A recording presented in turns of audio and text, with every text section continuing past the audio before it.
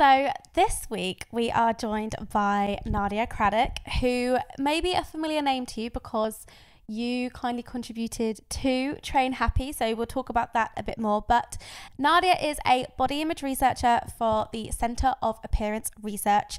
She is host of the Appearance Matters podcast, and she is also host of the Body Protest podcast with Honey Ross. So we are so lucky to have you. Thank you so much for making time to chat with me today. No problem. Thank you for having me. And I just wanted to reference, and obviously this podcast is about, particularly like these first episodes of this series, is about kind of digging deeper into the themes of Train Happy. And I was so grateful last year when you kindly offered to respond to my interview about body image and social media, because I think it's a really interesting time right now and how body image is evolving. So big question to kick off. Okay. But what do you think the state of body image is at the moment? That's a huge question, but have things been getting worse? Are they getting better? What's like a general overview right now? So that is a big question, and it's one that's really difficult to answer, because when we look at prevalence of body image, people use different tools, so use different measures to assess body image. And I think, I don't know, it's very difficult to track that over time. I don't think there's like studies that will show change over time, because there's so many different factors involved. And it's interesting, with Honey on the Body Protest, we spoke to Susie Orbach, who's been in the game for decades, and we were surprised, I think, when she was like, no, things are getting worse, like really? For sure. She was like, categorically for sure that like they're getting worse, where we were both like, oh, you know, there's some good stuff going on, you know, we've got all of like, there seems to be a different conversation, whatever. But I think she sees it maybe a step back, and I think it's easy to be in a bubble, right? It's easy to be in a bubble where like people are having a conversation about body image, about positive body image, about kind of owning yourself and your body, and kind of, I think with that like wave of feminism as well coming into it, I think it's easy to be like, oh yeah, things are like definitely better. But I think there are so many new pressures. So I think social media is a big pressure. I think things like cosmetic surgery, cosmetic procedures, they're so much more available now. And accessible. Yeah. Like you can go to Superdrug and get Botox, and it's like, you know, no judgment if that's what you're doing. But like that didn't exist 50 years ago, that wasn't happening before, right? And I think when something is so accessible and so available and affordable, it kind of sends a message that it's something that you could and should do and engage in. And if people are doing it, then when you're making like comparisons with the people around you and people look different, you're like, there's like those added bits of pressure there. So it's really hard to say if things are better or worse. And I think before we carry on, let's define body image. I think that's a good idea. Because I think there's a confusion between body image, body confidence, self-esteem. They kind of get all intertwined, but can you differentiate between those things? Yeah, I think it's a really good idea to do it. And I think the reason they get intertwined is because they are related, but they do have like slightly different meanings. So maybe to start with self-esteem. So self-esteem is really about your sense of self-worth. So am I worthy as a person, kind of period. Like, so am I worthy of respect? Do I deserve respect? Am I a good person on balance? Do I have some good qualities? So it's kind of that kind of, I don't know, sense of like contentness with yourself in a really broad, holistic way. It's quite interesting to kind of pass that out from self-confidence, because I used to really confound the two, but self-confidence really is about your perception, about your ability and capabilities. So you can be self-confident and have poor self-worth and poor self-esteem, and vice versa. You can kind of think you're a good person, but you aren't self-confident in certain things. And I think the thing with self-confidence, it can map on different things. So you could be like, I have like self-confidence in my ability to write an essay, but I don't have great self-confidence when it comes to public speaking. And then you could be like a really confident person in terms of your abilities, but you can still be very insecure. So the insecurity kind of taps into the self-esteem component. So then when we move on to body image in a sentence is how we think and feel about the way our body looks. And then there's also a component about how our body feels. So and I kind of like this because it kind of, yes, you have the self-perception piece, the evaluation on your kind of outer shell, but there's also a component about embodiment, so how you feel within your body and how connected you feel with your body. And I think that's a really important part, and I think people are like talking about that more. So that's kind of body image in general. And then when we kind of look at the variance of body image, so we talk about negative body image.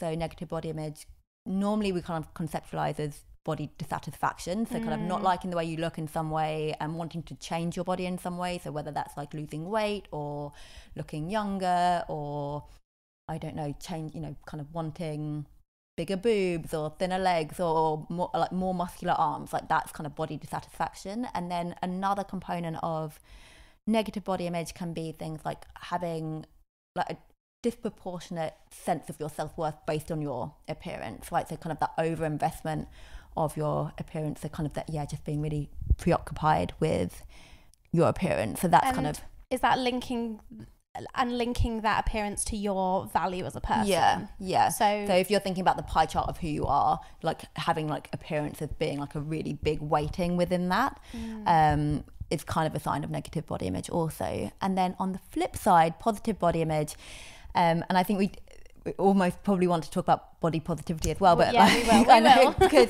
positive body image, how we talk about it in academia at least, is a really holistic construct that captures body acceptance, so accepting the way you look regardless of how your appearance matches up to any kind of ideals. It's about appreciation for what your body can do, so sometimes that's called body functionality.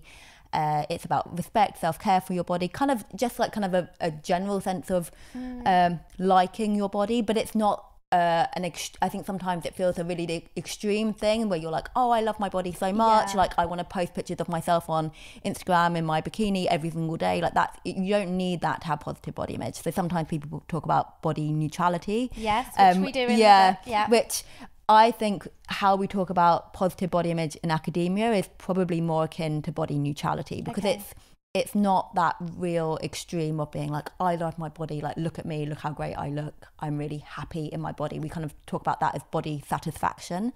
But positive body image is that broader, more holistic sense of appreciation, acceptance, self-care, respect for the body, and then feeling attuned to your body. So we spoke about embodiment before, but that feeling connected with your body and kind of knowing what your body needs is a sign of positive body image. And that is a massive part of what I think the goal of intuitive eating is, as well as extending that to intuitive movement, which obviously we're discussing in Train Happy. And it's like, how can you feel more connected to yourself and like within your body when you're moving it, and when you're being still. I think that's really important.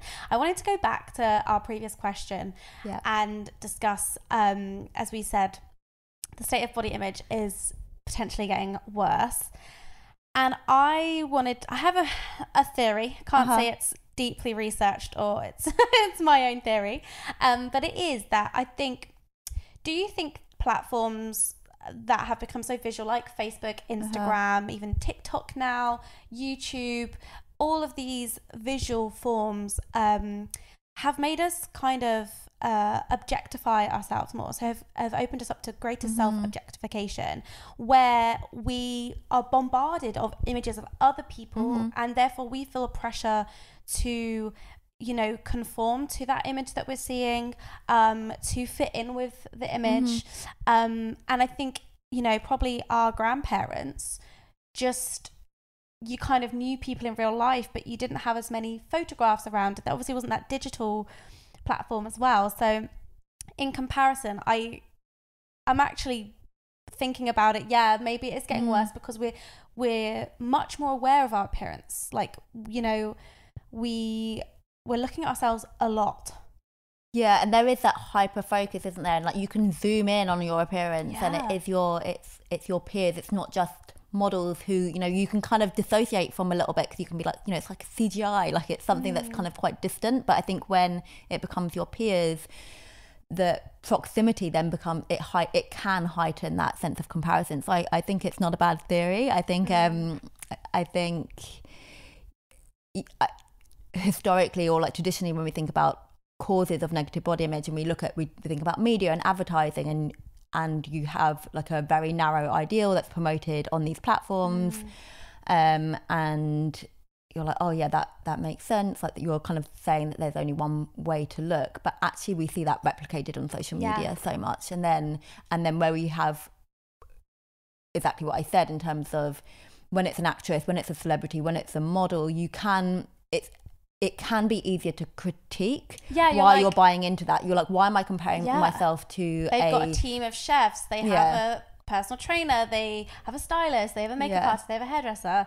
So you're like, oh yeah, of course. Like I'm thinking like J-Lo and Shakira at the Super Bowl, the reaction off of that I think was very much like just seeing people's reactions online, particularly about J-Lo. And then you have to remember that she has had access to all of those things for a very long time, probably half of her adult life, most of her adult life, I should say, has had access to those things. So whilst you have other kind of 50-year-old women thinking, hang on a second, why doesn't my mum look like that? Or why don't I look like that? It's partly the genetics, but it's also I'm sure she feels pressure to maintain definitely that kind of that visual look. That is her brand, and she's had to maintain that for her whole career, and she has access to all those things. So that feels like logically you can, like you said, you can kind of like, oh, okay, well, yeah, I'm not J-Lo. It's not fair for me to like make a comparison there, and part of it's her job to look a certain way. I think when we're thinking about celebrities, when we're thinking about models, it's like it's part of, like, for better or worse, like whether we think it's right or wrong, like that is part of the job description, or almost. When I think then if you have like, I don't know, if you work in an office, it's like, and that's your day to day, it's very different. You can't make that same comparison, I think. I think, but it's interesting, I discovered this Instagram account I think like 2 days ago called Celeb Face. Have you been on it? No, but I've heard about that. Is that where they have, it's like Getty Images, and then you almost like reverse the so they editing. Take like an image of a celebrity or even influencers, I think, and they show you the picture, that the raw photo that was taken by the paparazzi or taken by on the red carpet, and then they show you the version that they shared online, and it's been filtered and photoshopped and doctored in some ways, and it's fascinating in terms of seeing how things are distorted and what people look like in real life versus the version you see online that's so perfectly curated. It's like a very curated version of only the best angles, the best things, and I don't know, even I think, I don't strongly get caught up in looking at photos of celebrities and comparing myself at all, but I was kind of shocked that, and even being aware, you think you're aware, what I'm trying to say is you think you're aware of what's going on, you think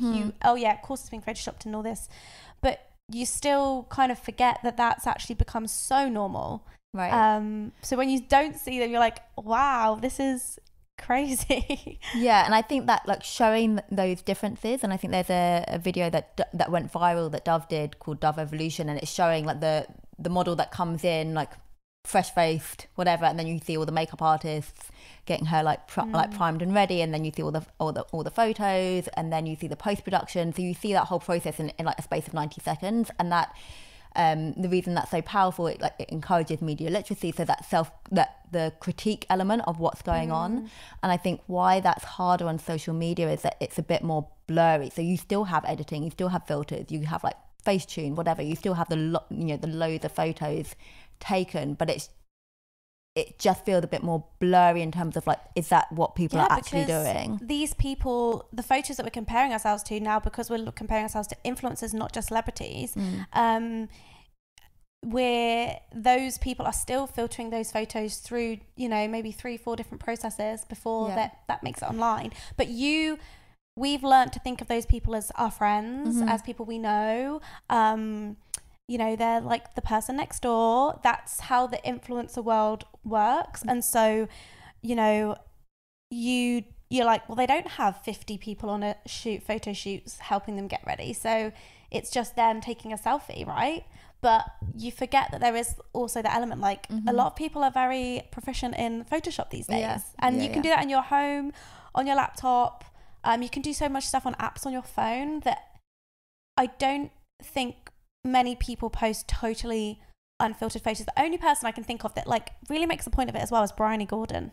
Oh yeah, she's really all about, this is the photo I took, this is how it is. There's not even a vague filter on there of what was the original photo. And I think that's really rare these days. Yeah, it is rare, and it is refreshing. And you were saying about influencers, but I think it's not even just influencers, right? It's like everyone. It's everyone on social media. It's because I think it's so set up to do that. So sometimes even inbuilt in some phones, there's like a natural filter or whatever, and it's like you almost have to deselect it. You have to opt out of like making yourself look better in some ways. I have the latest iPhone, and I'm pretty certain I think it's slightly smoothed out your skin or something like that. Yeah. I need to look into it, but you're like, hang on a second, that's so not then what I look like. So then to like opt out of doing that it's like that extra step, and then you're like, oh well, it's fine. And because it's so normalized, and if everyone's like,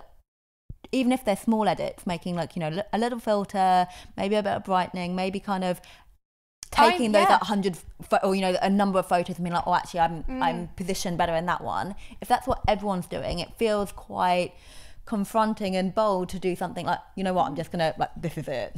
Like, well, I'll happily put my hands up and say, when I post photos online, I'm generally trying to take the most relatively relaxed photos in terms of like, I'm personally trying to make a conscious effort to not be too posy, to not be too perfect, and to try and just be as naturally myself as possible.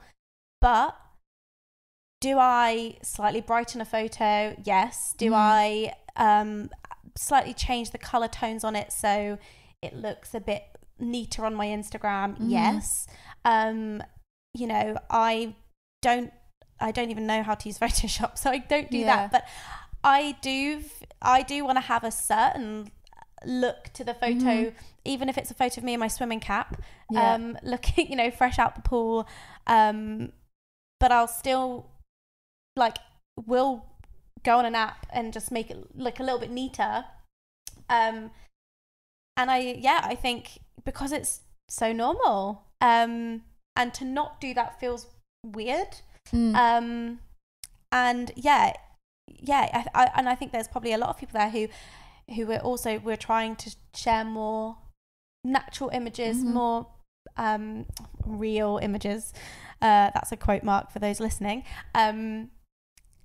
You still will kind of play with it a little bit and choose the best one. Like there may be some to choose from. So it's I don't know many people besides like, I don't know, even my mum, I'm sure, like, would snap a few and put the best one up. Like, I don't know many people that just take it in the moment. Like, that kind of feels, it feels a bit too much to be like, oh, like, everyone should post their, like, most unflattering photo, otherwise you're a bad person. Like, that's, like, too extreme, right? Like, but I think just where all those subtle edits are normalised, and that's what...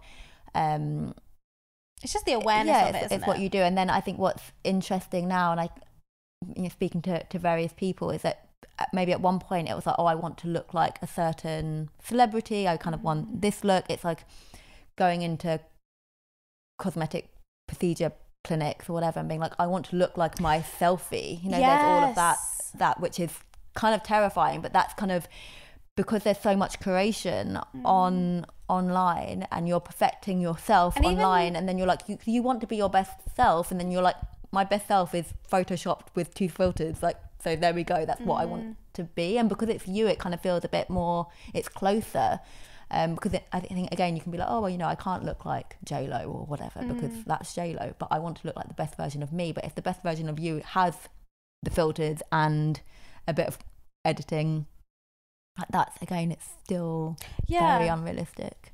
It is. I think, like you said, it's about taking things with a pinch of salt, and being aware of all these processes and how imagery has changed. I think it's just evolving, constantly evolving and changing, and so often what we're seeing is a slight distorted reality, But you're right, it's not about being a bad person for doing that. It's about just being aware that when you find yourself in that comparison trap, because I think that's the thing, when you're in the comparison trap of saying, I have pores, that person doesn't have pores, or hang on, I've got bruises on my legs, this person doesn't seem to have any bruises or marks on their legs.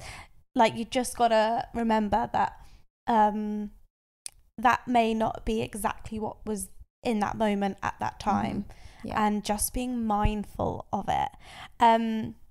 So as well, in the book, we discussed the links between body image and exercise. And I think, obviously, being the Train Happy podcast, that's like a poignant topic to talk about. And I think for so long, exercise and, the mission of what the intuitive movement is trying to do is to separate exercise from aesthetics and from that kind of focus, and separate it from what I think has been a narrative around fitness that's been heavily influenced by diet culture, in the sense of making us exercise to achieve a certain aesthetic, a certain body size and shape, and that being the only real reason that people move their bodies, that being the main focus of working out. And so I think that a lot of people come to exercise because they don't like what they see in the mirror. They don't like their appearance.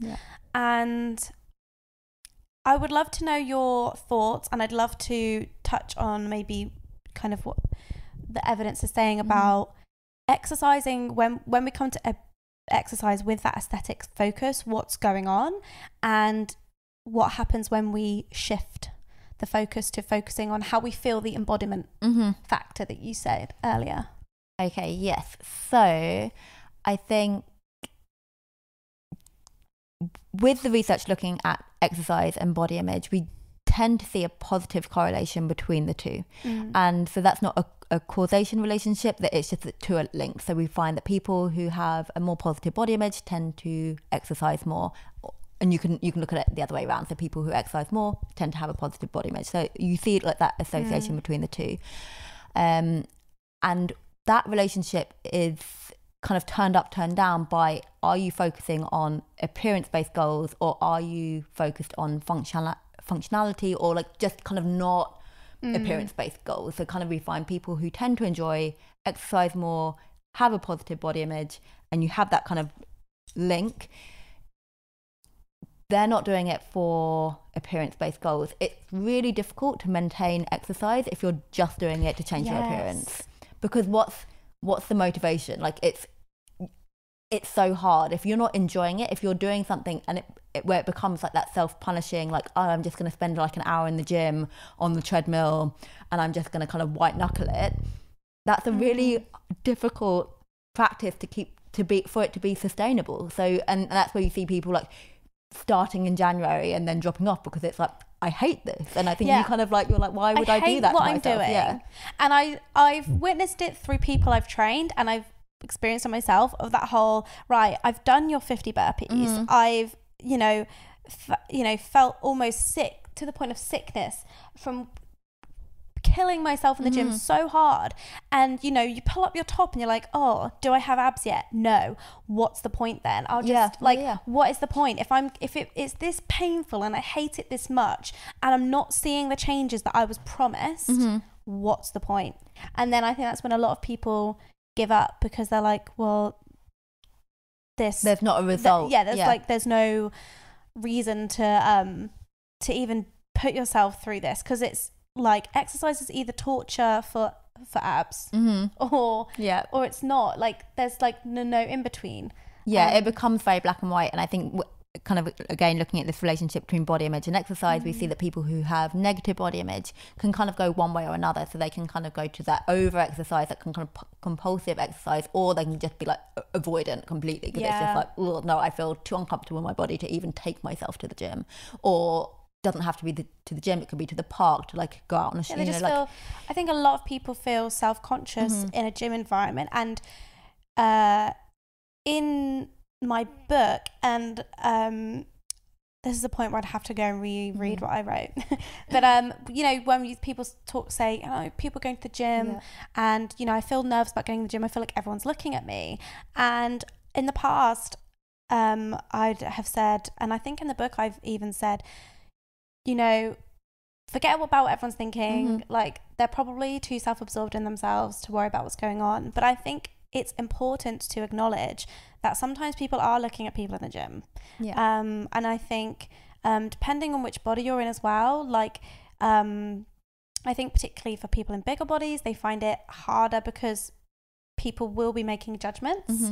And I think it's important to validate that and say that, like, those people who feel that way aren't making it up. That's a genuine experience. And whilst I do think there are plenty of people who are only worried about themselves, I do think it's important to acknowledge that. Weight stigma is real. Weight stigma is real, and it is an experience. And we need to respect that. But I think also in that, I think there are a lot of people who feel so self-conscious to even go to a class or to be in that environment because their body image is so low that it's hard to feel like they can partake in physical exercise.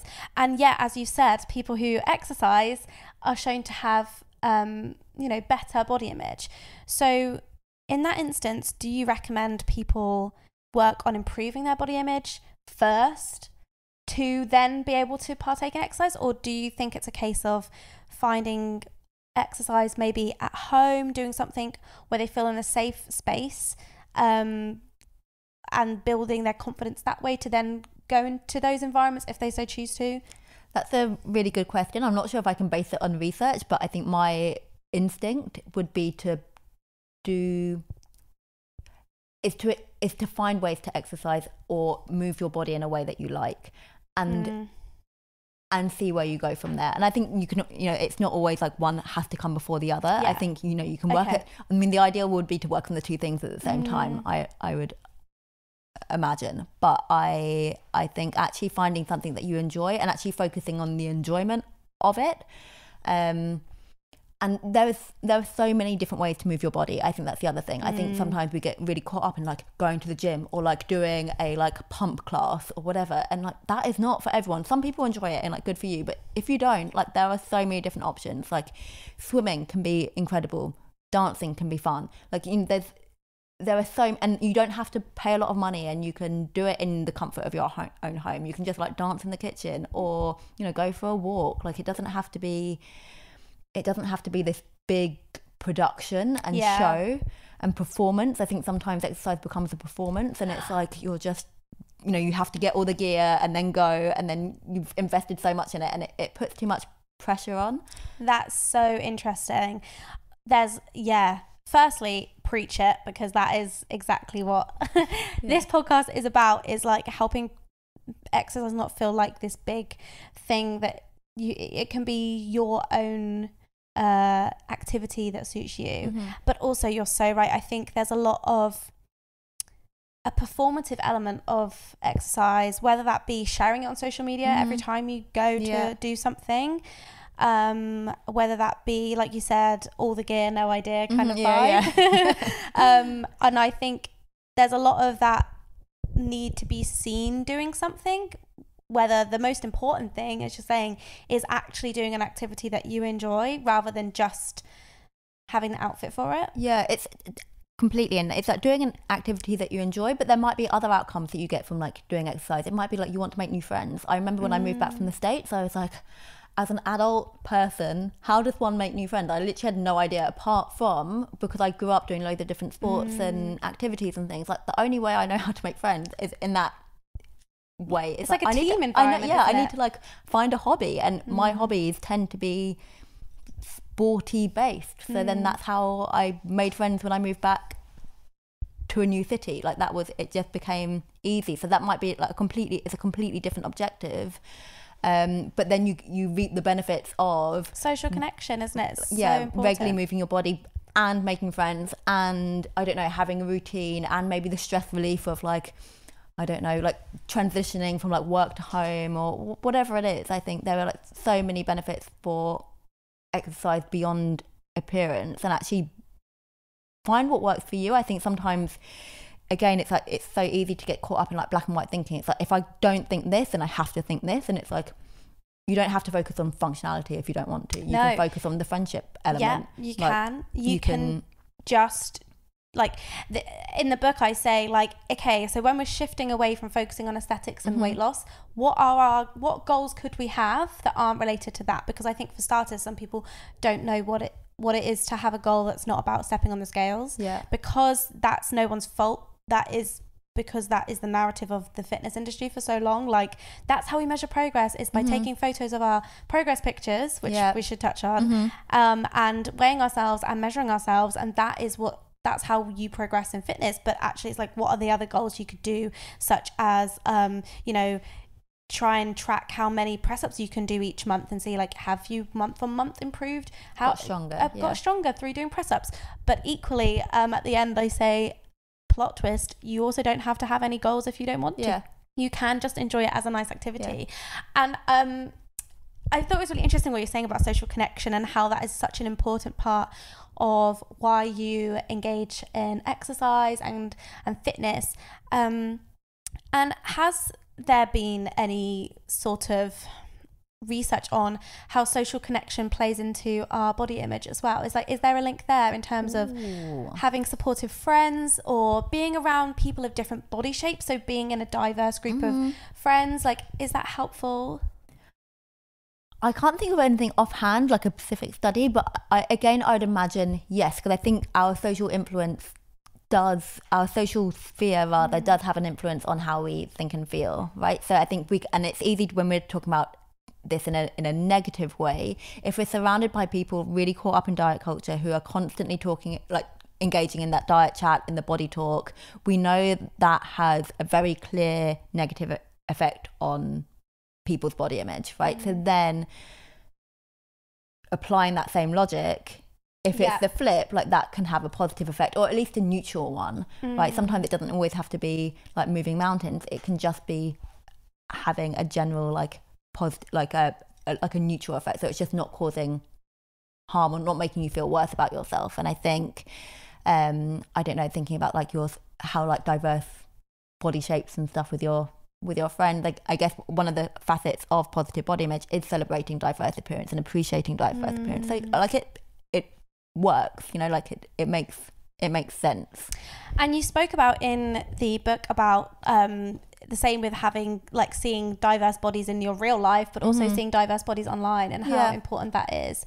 And I think you referenced kind of Celeste Barber, who is one of my favorite people to follow on social media still. She's still doing amazing things with, you know, showing that kind of like you said, well, she kind of parodies what models are doing and celebrities are doing, and does it hilariously, but also seeing different people online is a good way of kind of stopping yourself getting in that comparison trap, I presume. Yeah, completely. And I think what's been really interesting with the body image research looking at social media is that it started off being like, this is a really negative thing, like, and looking at it from that lens, right? And I think that kind of makes sense, because most people in this space are health psychology or public health, so you are thinking about health promotion, health prevention, you know, like looking at preventing negative health outcomes, right? So you're kind of looking at like, what's bad and how do we get rid of the bad,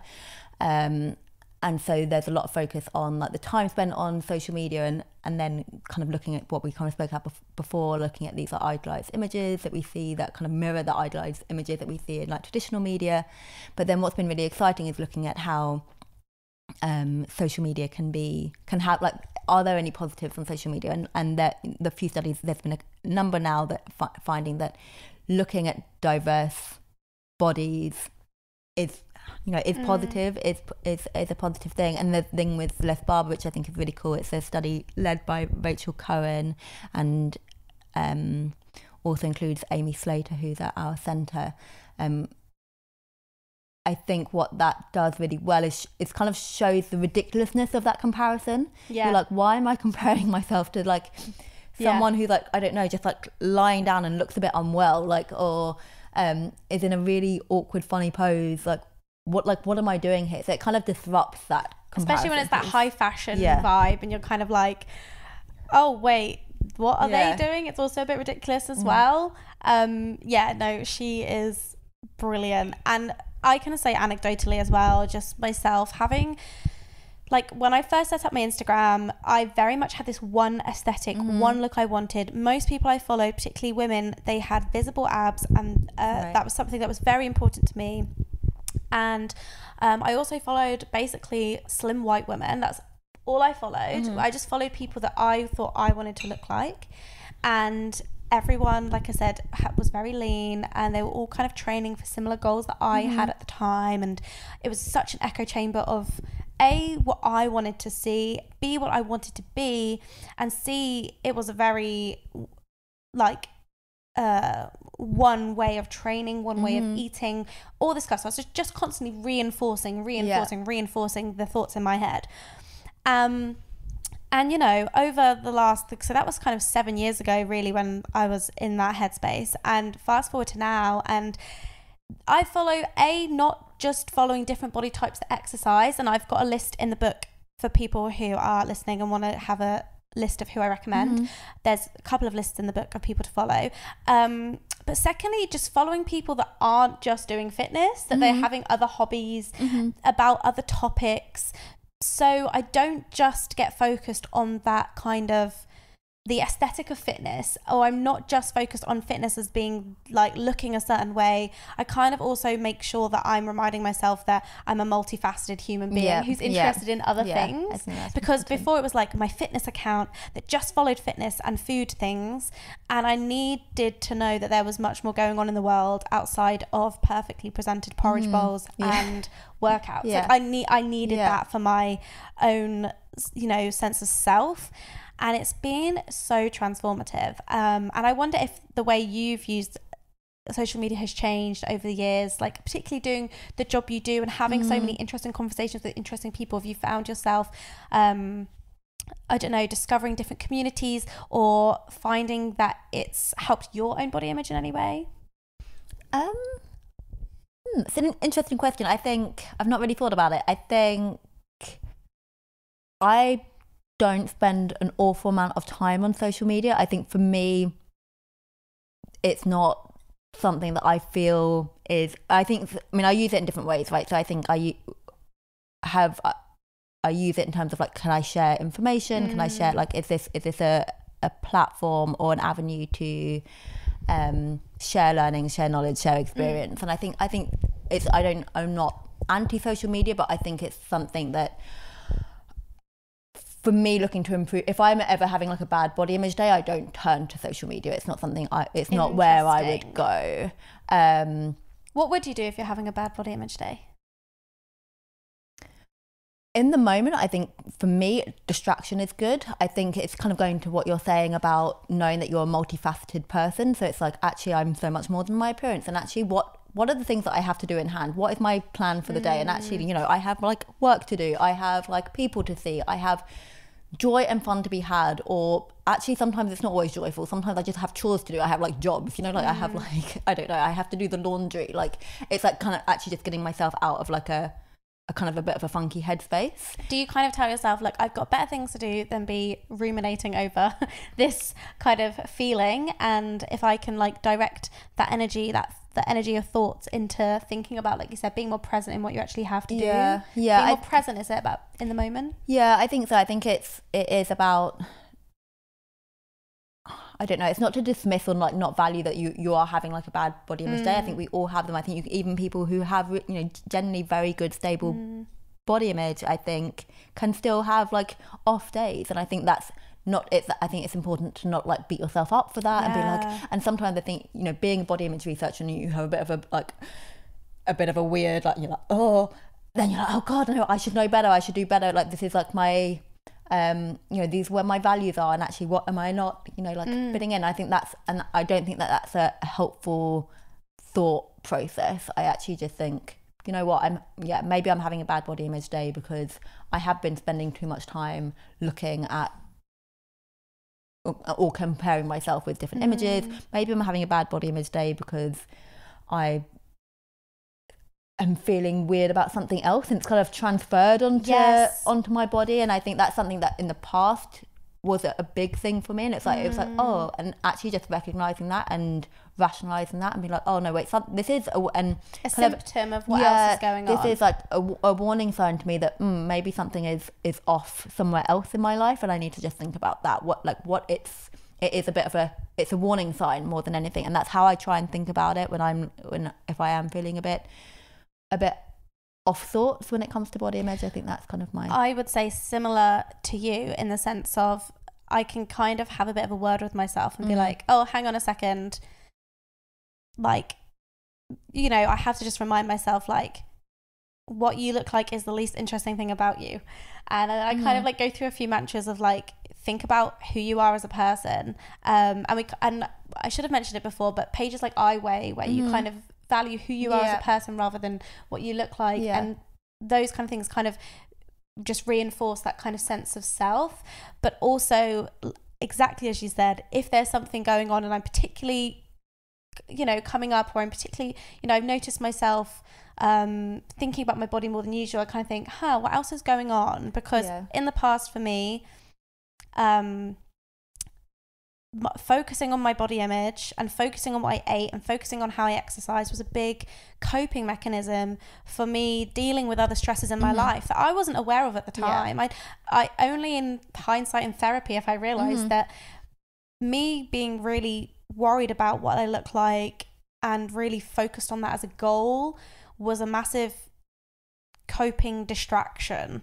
And so having gone through that and healed so much from that, when things do crop up, firstly I'm like, hey, these thoughts are also not your own. You know, if I go, oh, you've put on weight or something like that, because I think that's a common thing for everyone, because we live in a world that values thinness so much more. And so even though I have done so much work on you know, and I feel that I have learned so much from the fat acceptance community and celebrating all bodies and believing that all bodies are worthy of value and respect regardless of size or health status or whatever. Rationally I can know all of these things, but it's like, there's still a little voice in my head that is like, no, like this is a bad thing. And I just kind of tell myself, like, that's not my thought, that is a thought,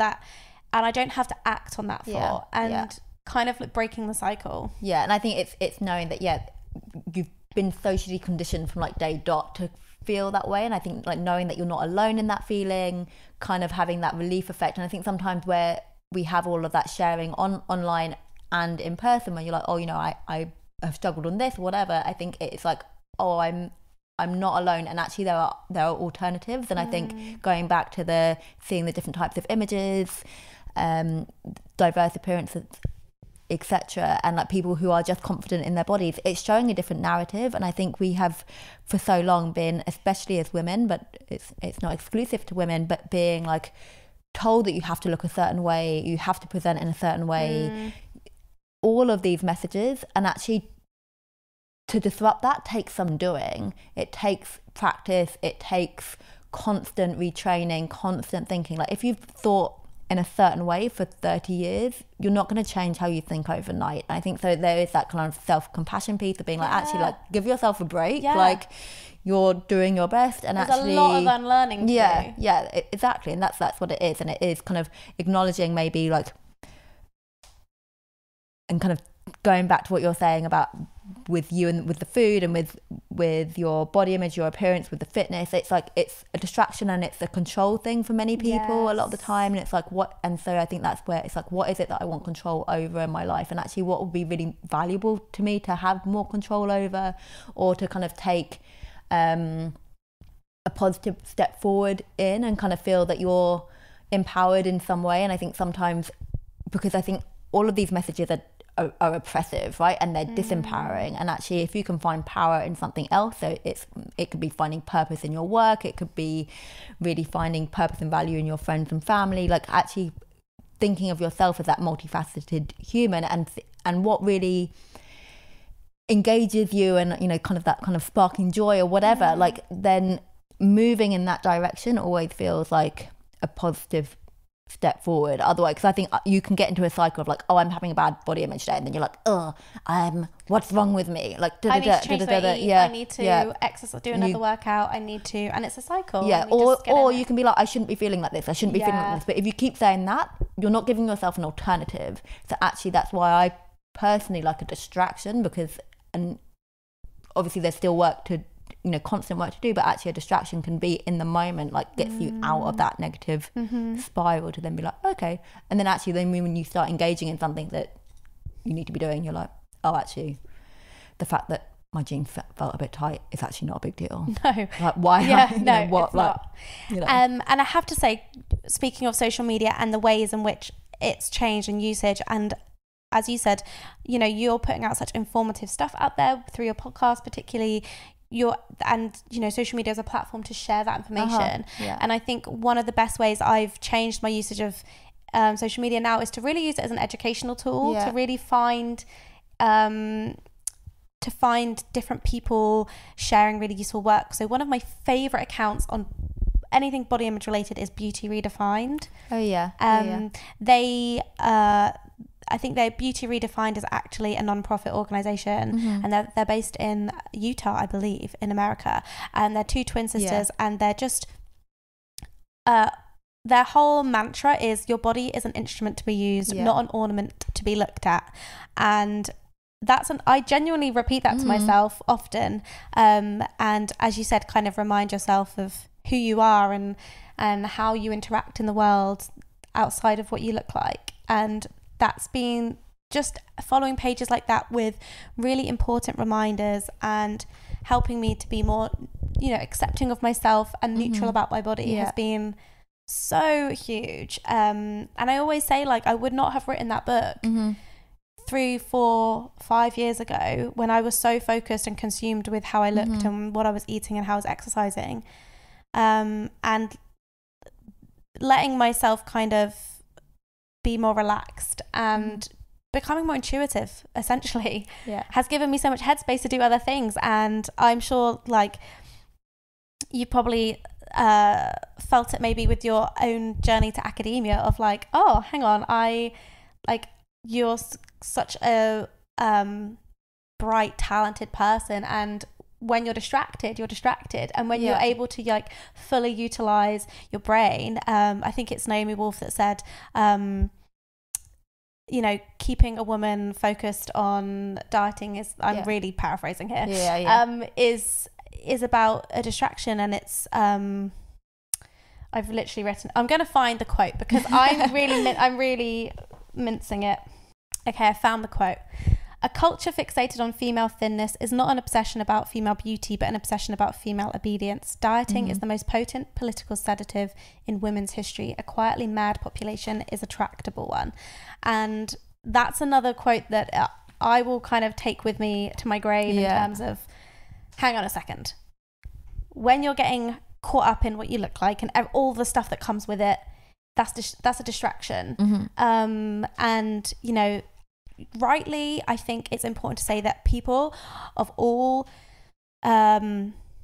genders like face body image problems, and I think but we focus on women more because the narrative feels like a bit louder for us. It feels like there's more stuff for us to kind of worry about and think about. And if you just think about getting ready in the morning to go to work, or there's just seems to be a few more steps and a few more processes that we don't have to do. We don't have to do it, but we do. And I think discovering that kind of the feminism of it all, really, of body image, and being a bit rebellious about it is really empowering. Yeah, completely. I think so much of the body image stuff has come from feminism, and kind of there's a whole feminist theory, and you mentioned it earlier in terms of objectification. And I think with some of those pieces, like the dieting, like the weighing, like the progress pictures that you mentioned earlier, the transformation pictures, all of those things it's about self-surveillance. So you're instead of thinking outwards, you're thinking inwards, and you're kind of just channeling energy on these like micro tiny little pointers that actually have no real significance in your life. And again, it's like one of those things that is said so often, but I always think I find it really powerful. Like when you get to your 80th birthday, like what do you want to say about yourself? And do you want to feel like, oh yeah, you know, I tracked my, you know, food intake every single day for however many years, and I weighed X amount and I kept it stable, you know, like are those things that you really value? Or what else is there? What do you value? And I think that's why kind of going back to the I Weigh page as well, it's like thinking of like, actually, what do you really care about? And it's just shifting your thinking again, because again, it's so easy to fall into these traps because we live in a society that's like taking you down that path, but actually to be like, no, you know what, I value myself in this way, and I care about this, and I care about that, and I care about that, and that is where I want to spend my energy and my time, rather than like looking at how much I weigh on the scale, or spending ages like creating a very pretty food post that has exactly all of these different like micronutrients in and all of those things. That was how I started my social media career, Nadia. And I was like, and it's really interesting. Like that is how, that was such an important thing for me, and it's the least important thing for me now. So I want to ask, in not a devil's advocate way, but in my own curiosity, and I think it's an important discussion to have, because I think sometimes when we talk about this, I think some people feel judged in the sense of, oh, so I do care about my appearance. I do care about how I look. I do have aesthetic goals. I do want to wear makeup every day. I do want to dress in a certain way. And I think when we're kind of talking about self-objectification and kind of body and beauty standards, I think we can feel like, I don't know, that we're a bad feminist, we're doing it wrong if we vaguely want to conform, if we want to, you know, have a certain look of our body, or, you know, or do our hair in a certain way. I don't know, there's kinds of, and even myself, I think, struggle with it. Like I can't pretend I know all the answers at all. It's something I'm kind of like, I have to assess my relationship with makeup and things, but I do like to feel pretty, and I don't know. Yeah, and I think they're really valid points, and I think all of these conversations is not about to judge the individual, it's about having that broader critique about the society we live in that pushes us to think in certain ways. And I think when we're looking at feminism, there are so many things within the feminist movement that are so important. They're actually splitting hairs over like, do you wear makeup, and then does that mean that you're not a good feminist? I think again, even that argument can become a distraction within the feminist conversation, right? So then actually I don't know, I think it's useful to be able to have that critique. I think it's useful to be able to think about and self-reflect on like, actually, why am I doing this? Am I doing this for me? Am I doing this, is this a distraction from something else? Is this because I feel pressure because of something? Or is it just something that I really enjoy? So I think it is common for people to think, like when I say I'm a body image researcher, when we talk about these kind of things, people are like, oh, well, you know, you kind of won't care about what you look like, or you, and it's kind of that trope with like feminism, like, you know, you burn your bras and you don't shave your armpits and whatever, and like each their own, right? Yeah, and I just think, again, to me, that conversation can be part of a distraction from what's like the bigger focus, and like what's like what is really important. And I think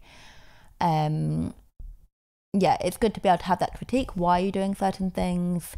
So sometimes you're like, maybe I don't, you know, I don't want to be doing this, and it kind of, you go back to like the filters on social media, like, oh, this is interesting that I'm like swiping for a Paris filter rather than just like, leaving it on normal. Like that half an hour I spent photoshopping that picture, what else could I have done with that time? I don't know, like, do I need to go to the extent that I'm going to? Like, I don't know, that could be like, I think it's just, you know, that I don't know, even, you know, that whole fake tan routine that I do every week is, you know, is that something I genuinely enjoy that time for myself? Because like, you know, I'm not against fake tan, but I'm like, or do I feel obliged to do this because otherwise I can't show up in the world as myself?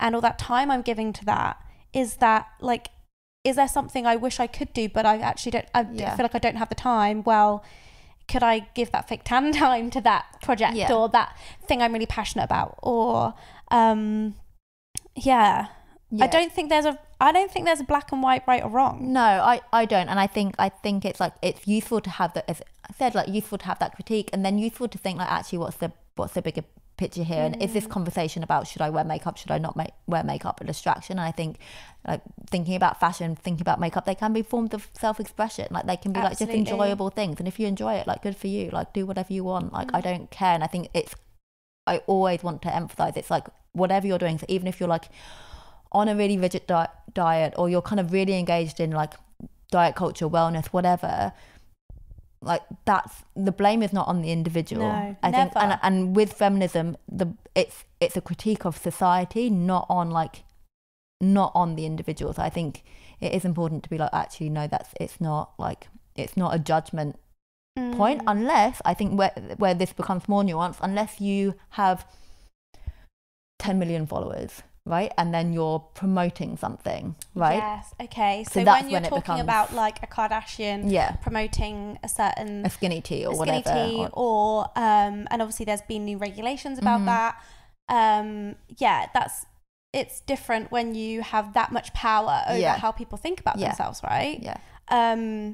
Exactly, but then that again, using that feminist lens, feminism is looking at power and power structures and looking at that bigger picture rather than just like the individual. So that's where, like with the Kardashians, for example, because they have so much power, you're not then just looking at the individual, you're looking at the power they have. Yeah. And how they can, because they have influenced a whole beauty standard of our generation. We want to have a big butt because of Kim Kardashian. Like, it's kind of crazy when you realize how people are really shaping how we view ourselves. And I think like just seeing how for example, Kylie Jenner is like clearly had surgical work done, and now we're aspiring to her aesthetic. And so, like you said, that's not has normalized procedures and stuff. And I think you're right. Like, you know, the way I view things like cosmetic procedures, I think it's a case of, if that's what someone feels they want to do, then that is totally their choice, and they have autonomy to make that choice and decision. But it's like, blame the beauty standards that make you feel you have to do that, rather than blaming the person for, you know, wanting to do that, because it's their choice. But it's just interesting of how the choice is influenced from these overarching narratives. Yeah, and completely, like, I would rather no one felt pressure to be on a diet, no one felt pressure to engage in cosmetic procedures, spend lots of money, like time, energy, resources on those things. But the critique is much broader than on that individual decision, unless you've got a big power structure involved. So I think that, but it's like it's hard because there's no like black and white simple answers. It's these things are complicated, and I think it's like you always have to keep thinking and like passing out what's like, and how do you really think? And I think our thinking evolves as well. Like, you know, you were saying about how, you know, your Instagram career started off on doing that, and like your thinking can change, and you know, my thinking might change in like 3 years on how I think about the Kardashians. I don't know, like, I think, but it's like, this is what I think right now, and informed by writers, thinkers, studies, podcasts, maybe. Yeah, completely. And I think that's something that's like worth really highlighting, and kind of thinking, what we're talking about, looking at different people on social media and the different accounts. And I think that's what is really powerful about social media, is that you hear stories from people that you haven't necessarily heard stories for. You see people that you haven't necessarily seen, and that has changed how brands work. And so there is a lot of power there, and there's a lot of education there, and it doesn't have to be education in terms of this is a study. It can be like, this is my lived experience, like listen and respect me for that. And I think that's really powerful. And I think, because sometimes if you live in a bubble, you don't have a certain experience in your own like worldview, that's a really amazing resource that people are willing to share about, you know, whether that's living in a bigger body, a disabled body, you know, all of these different things. I think it's a really generous way to share your experience, and for other people to learn and think about how to do better in that way and be an ally and all of those things. So yeah, I think, you know, opening up my eyes and my worldview to other people's experiences has been so important in shaping my perspective on things, because I came from a very like white middle class town, very white middle class school,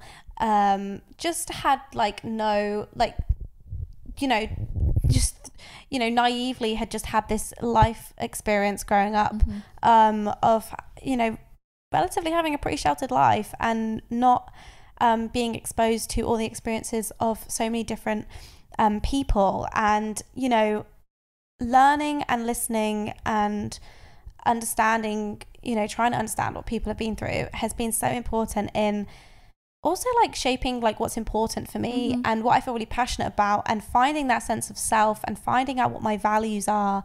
And I think like the objective of Train Happy is to get people to a point where fitness is not their whole life. It is a part of their life that helps them feel really good and helps them have energy to tackle these bigger issues. Like, you know, I want people to feel empowered through exercise so that they can go on and, you know, fight diet culture, fight racism, you know, tackle these big social issues that need to be discussed about, because that, you know, that is a positive force that helps them to do that, rather than feeling like, oh my God, tunnel vision on this one thing and there's all this stuff going on. I mean, climate change, like we need our attention going to all these things, and I want, rather than feeling distracted, I want people to feel empowered through exercise and you know, using it as an outlet to kind of maybe recharge so they can go and do some really important work.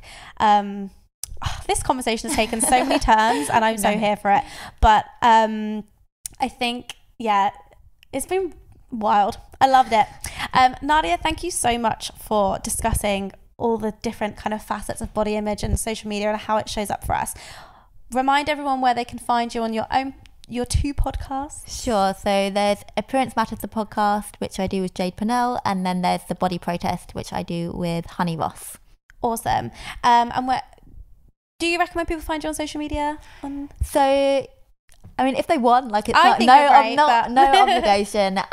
So on Instagram, I'm at nadia.craddock. Awesome. And I'll share links for everything as well. It's been brilliant. Thank you so much.